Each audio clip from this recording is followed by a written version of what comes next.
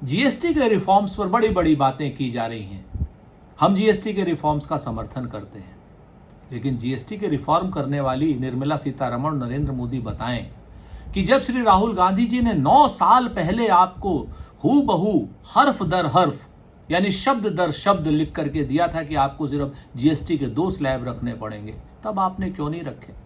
आज आप कह रहे हैं कि 2 स्लैब रख देने से मध्यम वर्गीय व्यापारियों को फायदा होगा, छोटे व्यापारियों को फायदा होगा, एमएसएमई सेक्टर को फायदा होगा, देश की जीडीपी में 2 लाख करोड़ का लाभ होगा। ये सारे लाभ अगर मिला दिए जाए तो पिछले 9 साल में 40 लाख करोड़ का नुकसान जो हुआ है, 40 लाख करोड़ की जो लूट हुई है, उसका मुआवजा कौन देगा? ये लूट गरीब जनता से हुई है। ये लूट कहीं ना कहीं किसी अडानी का कर्ज माफ करने के लिए उसका इस्तेमाल तो नहीं किया गया है। जिस तरीके से पेट्रोल पर सेस से आप लोगों ने 40 लाख करोड़ से ऊपर पैसा इकट्ठा किया और उसका आज तक कोई हिसाब नहीं है। हमने 3 रुपए की एक्साइज ड्यूटी लगा रखी थी डीजल पर और आपने आकर के 32 रुपए कर दी।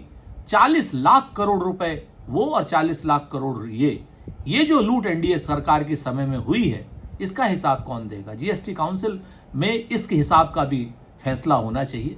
कहीं ना कहीं ये जो आपने सुधार देरी से लागू किए हैं, जिसकी वजह से देश की जनता पर जो बोझ पड़ा, जिसकी वजह से एमएसएमई सेक्टर जो मरा अब तक 9 साल में, इसका हिसाब नरेंद्र मोदी जी की सरकार को देना ही पड़ेगा।